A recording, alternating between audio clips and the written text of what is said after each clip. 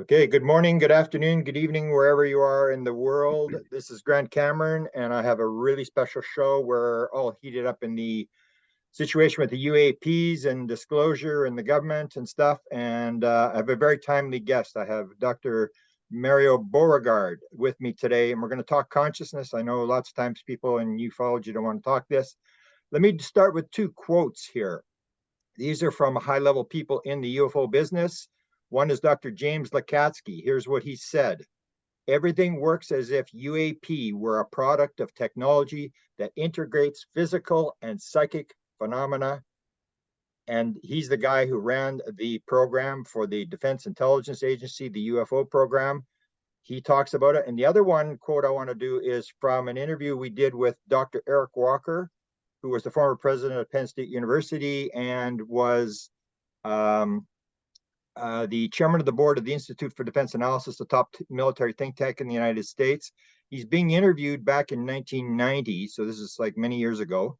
And the guy is asking him from Great Britain, he's asking him about the control group, the group that runs the whole show, that organizes in this very secret group. He said, are you a member of that group? And Dr. Walker says, I cannot answer that. And he said, how good is your seventh sense? How much do you know about ESP? And the interviewer says, I know to some degree about ESP and EVP. What has this got to do with UFOs? And Dr. Walker says, unless you understand about it and know how to use it, you will not be taken in by the control group. Only a very few know about it. And then he gets asked, are there any military people in the group? And he says, no. And this is the important thing, that we are looking at UFOs, and I will state backwards and forwards, there is a physical component, but there is a spiritual consciousness component. That's why my guest today is so very important.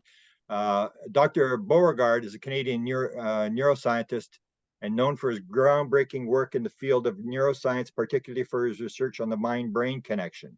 He has made significant contributions to the understanding of consciousness, neuroplasticity, and the nature of mind beyond the physical brain. The reason I really wanted to talk to him is because I've known for a number of years, I talked to Diane Hennessy Powell, and she mentioned to me the fact that my guest today is one of the primary authors of the Manifesto for a Post Materialist Science.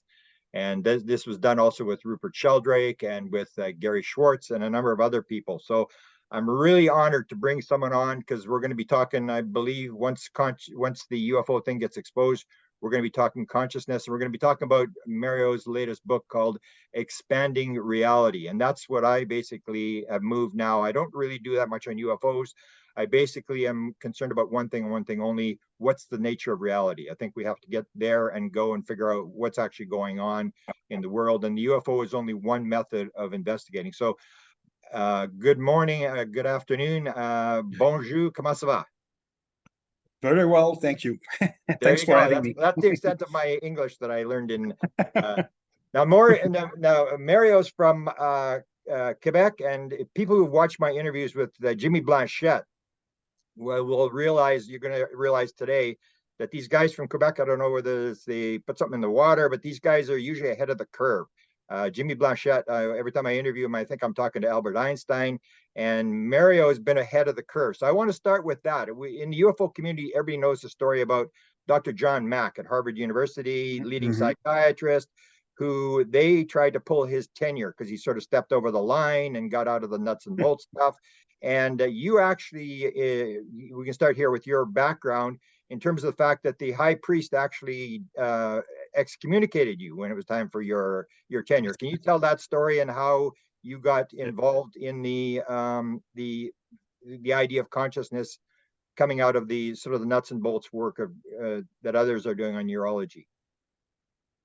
Well, yeah, I've been expelled from the University of Montreal in 2013. They refused to give me my tenure, even though I was generating a lot of publicity all over the world. But I was affiliated with the medical school, and at the medical school, they wanted me to, work with big pharma, and that was not my plan at all as a scientist. Because when I was younger, at 8 years old, I've had a profound mystical experience. To summarize it briefly, my parents, they were farmers. They were living in a place called Eastern Townships in province of Quebec, near Vermont, and it was during the summer break.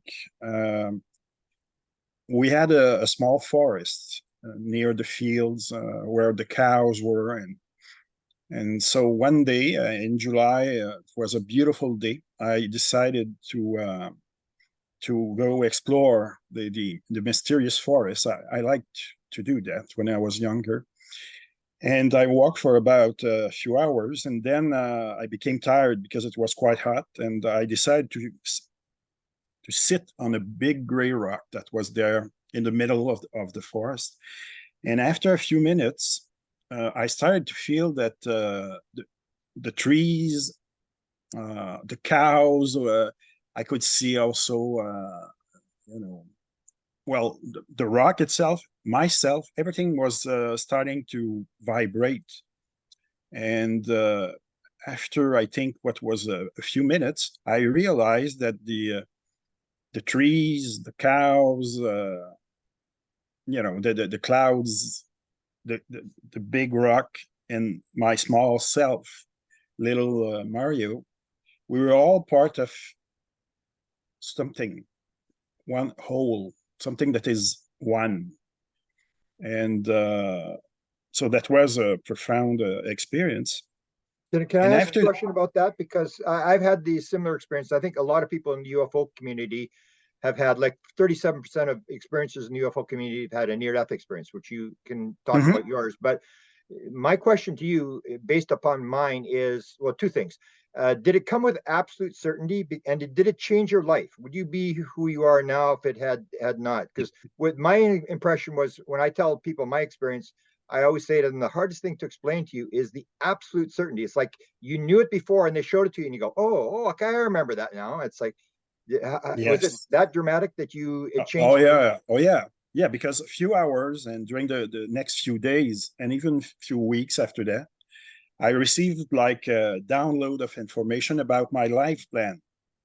And in the information, it was clear that I was to become a scientist who studies the brain, that I would meet with other scientists at a certain point in time in the future, and that we were going to demonstrate that the brain is the mind is not what the brain does, and consciousness is above physical matter.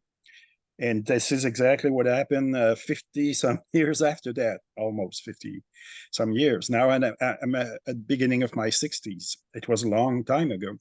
But yeah, and so it was a very deep experience and very profound. Yeah, definitely. And Mhm. so I guess the UFO community, usually when I talk to experiencers, I'll ask them at one point, I'll say, do you think you're on a mission? And they'll usually say one of two things. They'll say, yeah, I think so, but I don't know what it is. Or they'll start telling you their mission. They become almost evangelical about what they have. So you Yeah, believe this concept that this is a lot of this stuff isn't random, that you were sort of chosen, that you were moved down a path. And from time to time, you'll get sort of a nudge and directed in the right direction, correct?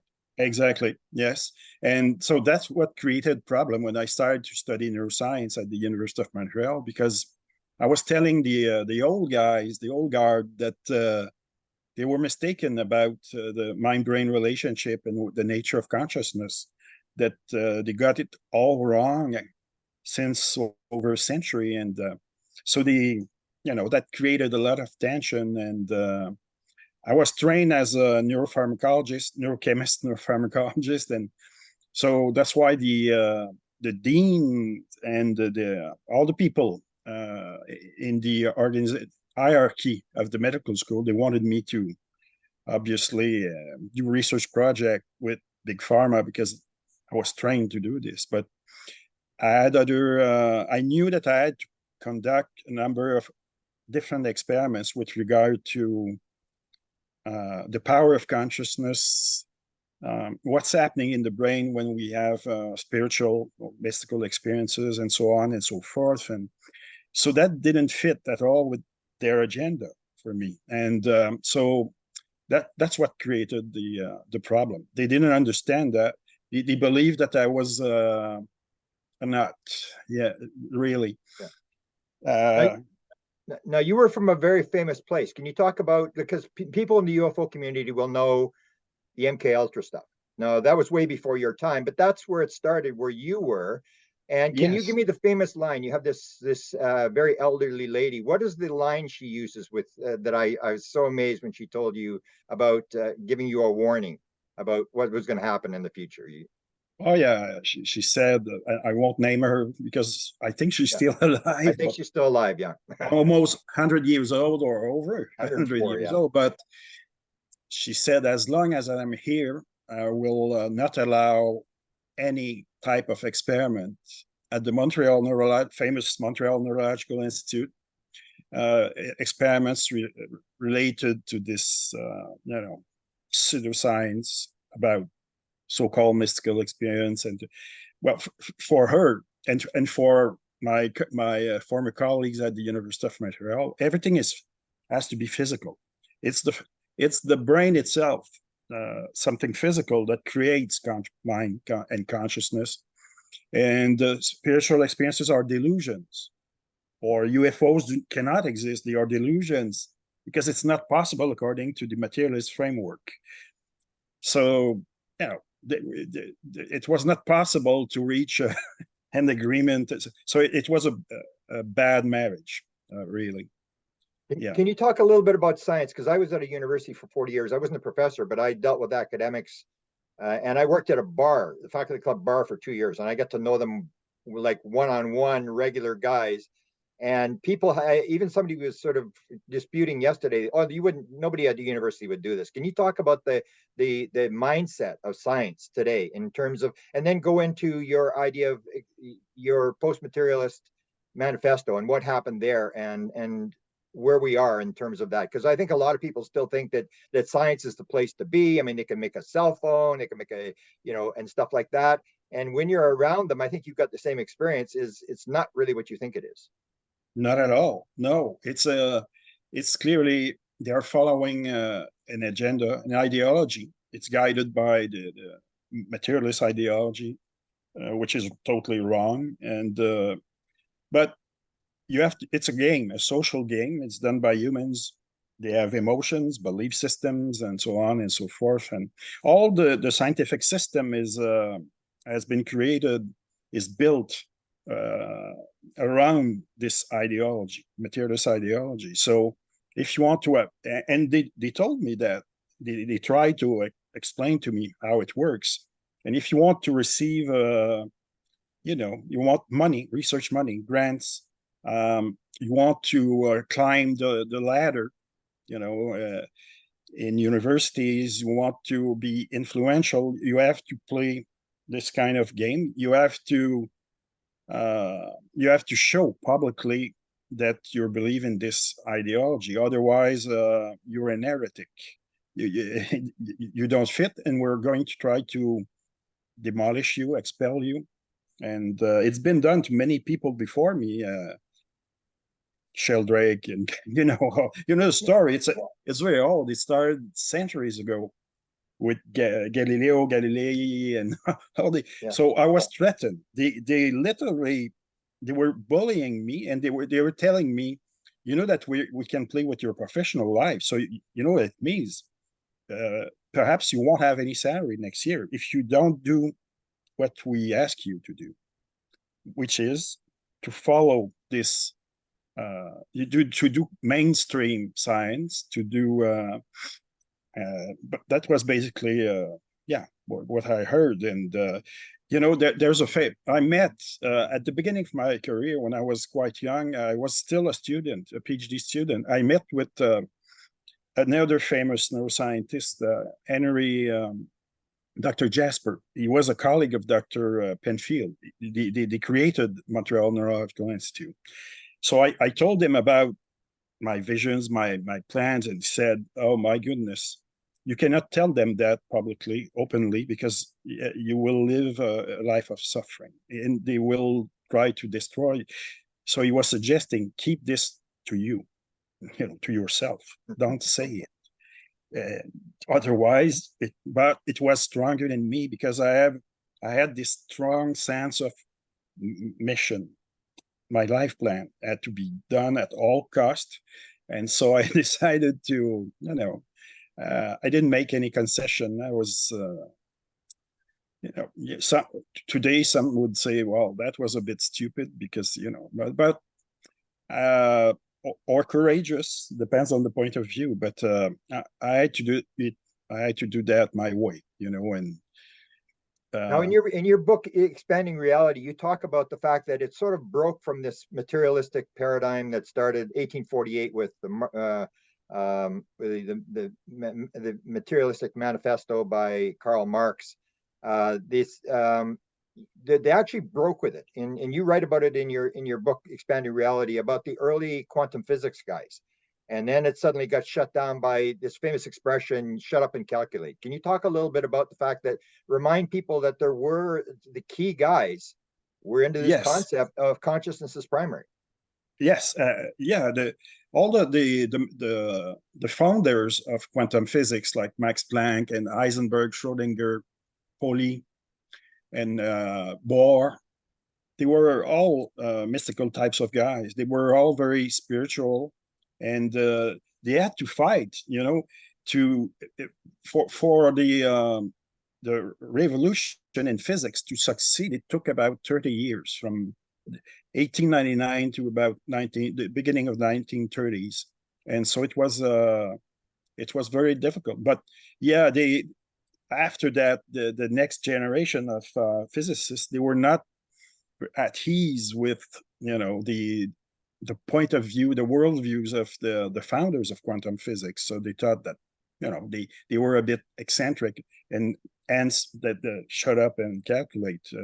Richard Feynman, for instance, and all those guys. But it's true that they've had their revolution, and now we're exactly in the same situation with regard to what we could call the new science of consciousness. We are in a transition between the old materialist paradigm, which has been around and dominant for a few centuries, and something new. My colleagues and I, we've called that a post materialist paradigm, but that doesn't mean anything. It's only to mark a transition from an historical point of view. But what is it exactly? We didn't say. But what's interesting is that the more we progress with this new science of consciousness, and the more we can realize that we are converging with the old spiritual traditions, what they've been saying for millennia. They didn't have the technology to conduct research, but they had other ways to have access to a certain truth. And so there's a convergence between science and spirituality. This post-materialist view of the world is in resonance with the old spiritual traditions. We know that. It's also very compatible with the discoveries of parapsychology, or psi phenomena research, and everything about spiritual and mystical experiences. And also, it's compatible with a number of elements that we find in the UFO reports and experiences, which is very, very interesting too. Yeah. It all seems to be the same, going into the same thing. It's this higher level of reality in terms of what's actually going on. People are making these assumptions, and it's like Max Planck had said, science advances one funeral at a time. So sometimes Yes, I play right. Richard Feynman doing his thing at Cornell in 1962, where he says, "I'm a scientist and I know all about UFOs, flying saucers. There are no flying saucers." And then it's like, well, Feynman's dead and science advances. And so you're sort of at the leading edge. Talk a little bit about the meetings that you guys had in terms of setting this thing up, in terms of who was involved in this. And Oh, yeah, are yeah. you are we getting somewhere? Are we actually moving into the next? Oh, I think so. It was in 2000. Well, yeah, after I was expelled from the University of Montreal, I received an email from a guy named Gary Schwartz. I knew who he was, but I didn't knew him personally. And it's very strange. Gary Schwartz is He's a researcher in a Department of Psychology at the University of Arizona, but he's a, he's a great thinker himself, and he started to do research with mediums, but in laboratory, in very controlled situations, some nearly 30 years ago, and for about 10 years, he did that, and he told me something. He said in his email, there's a force, or I received a message to contact you, but I know your name, but I don't know what's happening with you. So he said, are you in need of something? What happened? So I called him right away, and I explained what has just happened. And he said, well, at the University of Arizona, we would be very happy to have somebody like a black sheep like you. I worked with him and also with other colleagues for 10 years. And the first thing that I did, it was about this idea of a meeting of people, of black sheeps in various fields, if you will, like Sheldrake in biology, and we had Larry Dossey for in medicine, and Schwartz in psychology, Charles Tart, and people like that. They were very well known, all famous in their own fields, but they were, perceived as heretics by mainstream scientists. And so we were, we met in Tucson, and we decided to examine all the evidence showing that the materialist model of the world was flawed, and also the other lines of evidence showing that other lines of evidence helping us to create something new, a new paradigm. And so we met for a few days, and 3 months after the meeting, I took the lead of writing the manifesto for a Post Materialist World. And so I wrote the first draft, and my colleagues helped me to reach a version, a common version. We all agreed on the final version, and it was published. And it was signed because we opened it was open to the public and professionals. So it was signed by over 400 people. Some were famous scientists, but most of them were retired, so they were not afraid of the establishment. Right. That's the difference. The younger ones, they were, and I understood why. It was more difficult to attract younger scientists, but still. And after that, it was there was a guy working at NASA in the United States. He was a mathematician at the University of Virginia. He saw the manifesto, wrote a superb article, and he compared us to the guys in physics, at the beginning of modern physics, these pioneers. And he said, don't judge them rapidly. You don't know. They may be right. You may think that they're a bunch of fools, but perhaps they are right. And that, what they are saying will lead to the next great revolution in science. And so after that, there were numerous translations all over the planet. And now I can tell you that I can go to I'm still traveling all over the world. At the beginning, when I started, let's see, 30 years ago, it was dangerous for me to say things in public. Some people were trying to attack me. It was the same thing for all these other guys, and it was very emotional. Sheldrake told me once that he was somebody. He was a knife to attack him, a student, because he was demonstrating that the theory of evolution, the mainstream theory of evolution, was wrong. And the students were brainwashed to believe in Darwin and only, so people were reacting violently, and that's what happened to me a number of times. But I can tell you that today I can go to very prestigious institutions, conservative ones, and people will listen now, and they won't react like that. And they may not agree, but at least they will listen, and they realize that the world is changing. There's a and if it's the general public, well, the general public is way in advance with regard to the academia, and so I realize that now the people globally on planet Earth, they're ready for a major shift in terms of worldview. That's what I feel. Yeah. There And was a look. shift.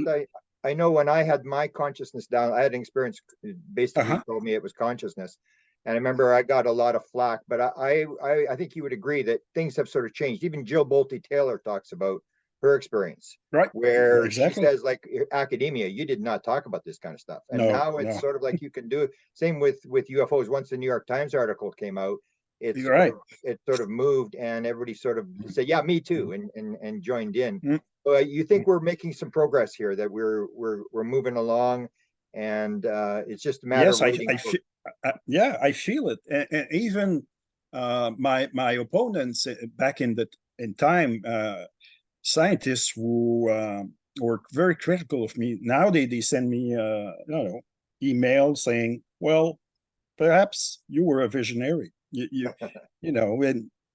And so yeah, I can feel that it's changing, and now it's possible it's more possible in the academic world to talk, and also in the business sector, to talk about consciousness and its powers, the levels, and so on. And so yeah, more people are open-minded with regard to these issues. Now, I wrote a book called Contact Modalities, where I talk about different things, channeling and mediumship and UFO experiences and all this kind of stuff. There's 70 different things. Like, you get in the field and you can pull material back out of the field and stuff like that. And one of the things I wrote a whole bit on was trauma. And you went through this as well, the whole idea of the near-death experience. Can you talk a little bit about your near-death experience and how it changed your life? Yeah. It was 12 years after my vision, when I was a child at 8 years old. I was at the beginning of my 20s, and I had been physically very healthy for all of my life until then. And one morning I woke up, and I was my visual perception was altered, like if I was under the influence of drugs or toxins of some sort.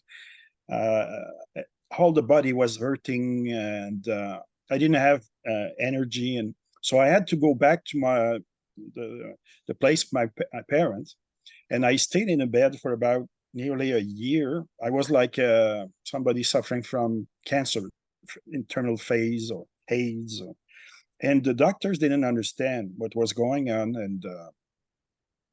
and during that year, I've had a near-death experience. One night, I had the feeling of being pulled out of my physical body, really. And then I met with a beautiful being of light. The reason was that I thought that my life was over, my physical life was over, and my life plan would not happen like what I perceived. So to me, it was a major failure.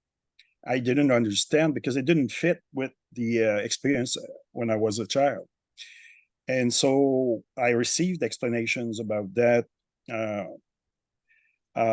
I was thinking, to be honest, I was thinking about killing myself. I was starting to make plans. I was in a bad place, And the being of light knew everything about all this. And I say he, but it was a she also. It was androgynous. But I'll say he. He tried to explain to me what was really happening. It was not the end of the road for me, not at all. But it was like part of a transmutation process of consciousness. That's what I received. And he gave me predictions about my life in the physical world, because I remember my brain was attacked, and I was very sick, and the brain was not functioning properly. So I thought maybe it's an hallucination, a delusion, because I had started my studies.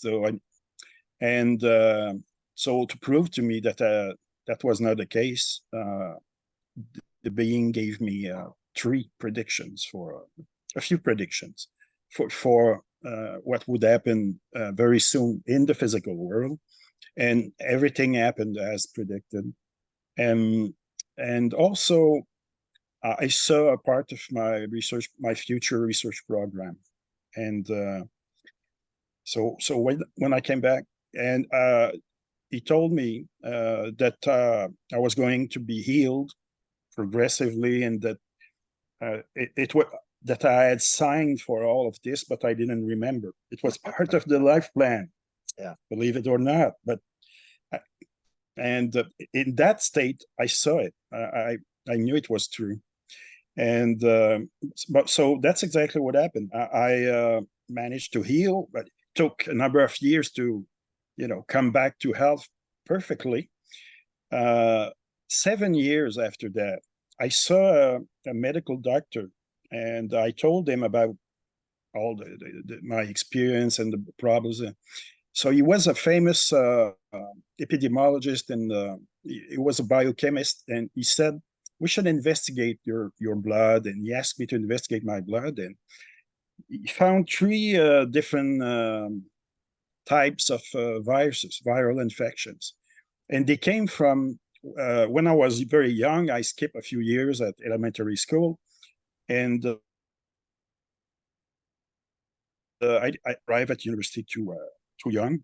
So I decided to work. I went to work in Israel, and I worked at an hospital for children, handicapped children. And I became sick, and that's where I contracted the viral infections. And based on what he saw in my blood, he said, with such intensity in terms of the infections, most people that he had seen before that were dead or totally handicapped for the rest of their lives. So he said, I don't know how you made it. And then I told him about what happened. I asked him if he was open-minded enough to listen to my story. He said yes. Just before, because I didn't want him to be mad, or he said, no, I'm open-minded. So I told him the story. He said, well, you see, it's you've received a miracle, and in medicine we're very limited, and we don't understand everything. He was very honest as a medical doctor, and so that's what happened. And after that, I had to fight to return to university, because my supervisors, they thought that I was they were neurologists, they thought that I was perhaps schizophrenic or something like that. So I had to fight really to be reinstated as a doctoral student. But it worked, and then after that I started to implement the research program I downloaded, and so all the major studies that I've done in my career, I simply follow the plan, to be honest. Beautiful. Now let's go to the stuff that you do. So I'm very interested in this, and I've followed it quite a bit with you. And the other one I watched was Andrew Newberg. Have you worked with him? Yeah. So you're doing the same not sort work, of thing. but yes, I know the same him. sort of work. Yeah. Where you put people in machines, and this is where I always point out to people, because people won't believe that the mind changes the brain. They'll think, no, the brain makes the mind. And so you did some experiments that actually showed the plasticity of the brain. Can you get into that and the importance of what that shows? Oh, well, yes. I was the first, for instance, I was the first one in the late 90s to beginning of 2000 to use functional brain imaging, functional resonance brain imaging, to demonstrate that we have the capacity to self-direct brain activity with regard to emotions. So what we were doing is that we were inducing strong emotional states using, for instance, at the beginning in my first study I did, we used pornographic film clips and with young guys and students, and so we were seeing massive reaction in the emotional portion of the brain. But what was interesting is that we asked them also in another condition experimental condition to become detached observers of the film clips, but also of their own arousal, their own subjective feelings as well. And all the massive activation in the limbic system, the emotional brain, totally vanished. And so that was the beginning of a field of research about emotional regulation. But I wrote a paper after that, and the title was Change the Mind and You Change the Brain. And so I was following this line of research. And at first, even if it was a sensational discovery, I had trouble publishing because it didn't fit with the reigning paradigm, the dominant paradigm. Yeah. So they were asking me to change the title, for instance, reframe the interpretation, but I didn't want to do that because that was the truth. And then I followed with a series of experiments about what's happening. I studied contemplative nuns, Carmelites nuns, and during a mystical state, and I worked also. What did that show? Because that's an interesting one. What did that show? Well, in neurology and neuroscience, scientists believe that there was a God spot in a portion of the brain that we call the temporal lobe, and that these experiences, spiritual, mystical, call them as you want, they were simply delusions created by an abnormal pattern of electrical activity in this portion of the brain. But what we demonstrated is that there was no single God spot in the brain, that these experiences were correlated with a complex network of brain regions, and it was replicated by other laboratories. And we studied also near-death experiencers who could still reconnect with the light or the being of light that they had met. And the networks in the brain were quite similar, whether the people were saying we met the light, the experiences, or the nuns that were saying it's God, the Christian concept of God. It didn't seem, or even Buddhist monks who were talking of the void with capital V. Yeah. The patterns were quite similar. They were in the brain, in the physical brain. So, and that's how I became known internationally after these experiences. And but at first, like I said before, they thought that I was they didn't know if I was, they thought I was a kind of freak or, And then after that, I started to be, when my research became more influential, then I started to be attacked by the materialists. Yeah. They were attacking me. They took control of the Wikipedia page, for instance. Somebody created a negative Wikipedia page about me. They made me look like a fool. And they use the word pseudoscience all the time. Yes, that's what they do. Word. Exactly. Yeah, but that's what a lot of people don't realize. The Wikipedia is they call themselves the guerrilla skeptics, and they take over like your page and Sheldrake's page, and discredit you on Wikipedia, and you can't change it. If you try to change it, you get banned, and you can't change the page. It's just people don't believe this is going on. But it's true, absolutely true. I experienced it myself. I tried to change it. It took 2 minutes and I received a warning, and it came back to the original version. So, and they told me, if you're not happy with it, try to sue us. Yeah. You have an army of lawyers ready to, Amazing. Can I ask a question? Did the University of Arizona do mediums in the MRIs? And what did that show? No, they didn't do mediums. No. Yeah, because I've always found this interesting. The one I had asked Newberg to do, and he needed funding to do it, but it was in the UFO community. Suddenly appeared these people doing what we call light language, where they speak this light language. I'm going like, what? I never heard this. I've been in a long time, and suddenly these people appeared, and like, where did these people come from?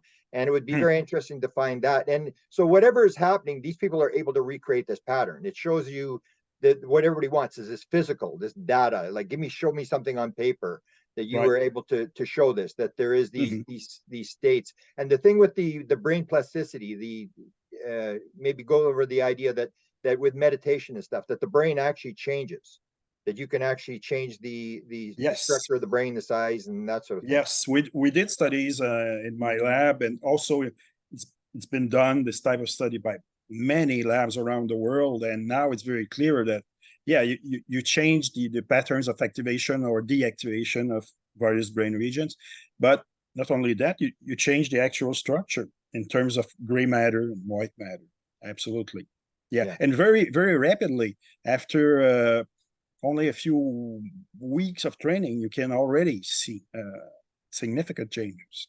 Wow. And the theta state, you wrote about the theta state, which I found when I did my contact modalities, the importance of this theta state in terms of getting there, finding a way to get there, or what did you do in terms of that, and what did you find out with this this frequency? Well, I discovered that, and now I'm doing private research, but and I've developed a psychospiritual approach based on this discovery, because the theta waves, and especially the junction of the delta waves and the theta waves, so around 3.54 hertz or cycle per second, they are associated with expanded states of awareness.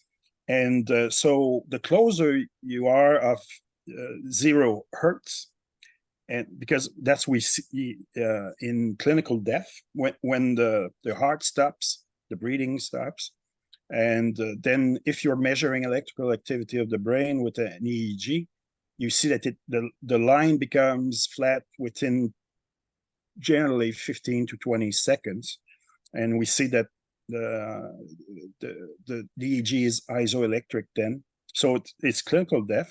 But what I found is that to help people reach expanded states of awareness without having to die, you have to bring them, at the junction of the theta and delta junction.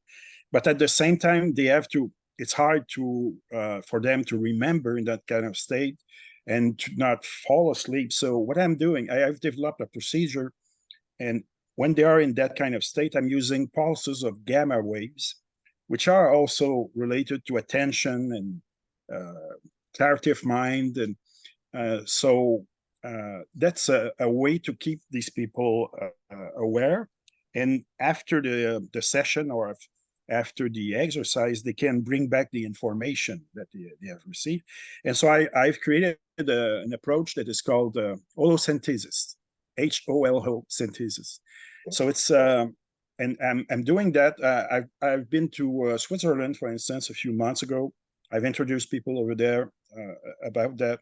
I've done some sessions in Quebec, and now I'm going to go to France next spring also, because I have discovered that without being experts on meditation and contemplation, like Carmelite nuns or Buddhist monks, normal people can have access to other levels of consciousness and information. You don't need to be a phenomenon, an Olympic star of meditation or contemplation to do that. And we see that with the experiencers, in UFO so-called abductions. Yeah. And so this is like almost like the hypopompic state where you're going into sleep and coming out of sleep, where people always say, oh, if you can stay alert there and not move your finger and let the left brain come back online, you can pick up stuff. So that's where have you got a technique that you're going to bring into the public that people can use? Yes. I'm using sounds embedded within, we can call that music, but it's not really music. It's more like breathing generated by synthesizers. So it's I'm using that, and also some guidance, a bit like we do in hypnosis, but very minimal guidance, and the results are amazing. And very often the people will encounter sometimes deceased people, friends, or old friends or family, but often they meet with so-called aliens. Wow. Wow. Have you got? Can you send me a link for that if you've got that up? And because I would love to. A lot of people do the Monroe Institute stuff. Right. They've always followed that, and you're doing a different sort of frequency. Yeah. But you Well, worked on, yeah. yeah, I discovered at the Monroe Institute, they thought that it was better to, send different frequencies in both ears at the same time, and the auditory system subtracts the frequencies, but it's much simpler. We use the same frequency for both ears, which means you don't have to wear The headset, a headset, for instance, and yeah. it's even it's very simple, but very powerful, and Wow. yeah, So And I like that very much, because myself, we don't have time to talk about it today, but yeah. I've had myself experience with what appeared to me to be aliens, tall blondes. Wow. Oh my goodness. 35, 40 years ago, I would say, Wow. for several times during dreams, but they were not feeling like dreams at all, Yeah. because I could see the ship on board, and now I'm not shy to say that publicly, because Wow. my career is behind me academically, but yeah, it was Wow. a fascinating experiences. Wow, that's Yeah, fascinating. It's almost like the crossover. Like sometimes people will say, "Oh, I don't think I was abducted. I just have them in the dreams." And then I always say, "Anything else weird happening in your life?" They go, "Oh yeah, I'm just not telling you." But and that's the yeah, thing. You have all these experiences as a child, the near-death experience. exactly. It's like you attract this. Almost like your frequency moves up, and you start encountering this stuff because you've moved. A couple more questions, because I gotta let you go. The gamma thing you did on the gamma thing, like University of Wisconsin did that whole thing with the gamma with the monks. Did you do that as well? And Well, talk about your, we saw some gamma. Well, they saw the gamma waves, the high frequency waves around. In their case, it was around 80 hertz, 80 to 100 hertz, and we saw the same thing in the Carmelite nuns as well. And so it is associated with deep meditative states. Yeah. now I wrote a book on psilocybin. I call it the psilocybin school, and so you had some experiences with Yes. with whatever you want to call them. Can you basically describe it? Did you go in there just to sort of learn something? And can you talk about, did you run across some higher intelligence? Did you learn something? Was it useful? And It was very useful, because I did that a number of times. I think perhaps 5, 6 times throughout my life. But most of the times, I was experiencing what they call ego death. So your little self vanishes for a it's a little while. traumatic, yeah. At first, yes. Yeah. When I first experienced that, yes, I was a bit worried. But after that, I got used to it, because I've experienced it quite often. Well, I would say perhaps 5 times. And so the little selves vanish, and you become, well, in my case, I became one with what we could call the source, or universal consciousness, or cosmic consciousness, or whatever. And it felt really good. And the source taught me certain things. So there was still some duality for a while, and but during these experiences, also after a while, after I'd received the teachings, we would become totally one. So I was not able to distinguish what was me from what was not me. It was a total unitive state of consciousness. But it would be very difficult to live like that in the day-to-day physical Yeah. world. Yeah. Yeah. Yeah. Well, Absolutely wonderful. Absolutely spectacular. And so maybe the last question, and then people can go. I highly recommend that people watch your material, because in the UFO field, I mean, there's me and maybe only me or one other person that's got this consciousness connection. So I think people need to follow somebody who's an expert. I think you're sort of an expert. You've done this your whole life. You've done sort of the machine stuff that people can see. There's actual data, that it's not like Oh yeah. just some idea or whatever like that. So what are you doing right now? Have you got a lab in Arizona? Are you still associated with the University of Arizona, or No, what are you no, doing now? no. It came to an end during the summer 2022. So it's been over a year now. And what I'm doing is I'm developing my own psycho-spiritual approach that we call holosynthesis. Okay. And so now I'm trying to teach other people to use that, because we're seeing beautiful results. Um, People can be helped. People are suffering emotionally a lot because they live at the level of their own little self, their ego. But what I found, I'm not the first one to discover that if you're reaching expanded states of awareness and you look at the same traumatic events, the emotional charge is not there at all. It's canceled. So you can, and in that way, you can rewire your own mind and your own brain. And I'm also trying to help other people to live what I have experienced myself in my life, to help people have access to what I call the greater self, compared to the little self, or, through this approach. So yeah, I'm giving workshops and lectures, and I'm still writing books, but basically that's what I'm doing right now, and I'm in the process of creating my own institute. Beautiful. Well, Yeah. I will link everything, anything that comes up, I'll watch you and I'll link everything, because I think your stuff is extremely important. So last question, then we'll call it a day.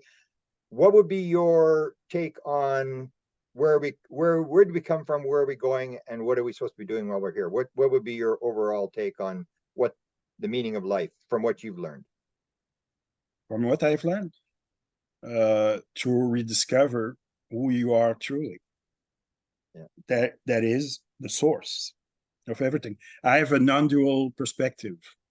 Yeah. Based on all these experiences. Yeah. And on Earth, where what we're living, we believe in our own avatars, and it seems very real. But to me, it's like the grand theater of life. It's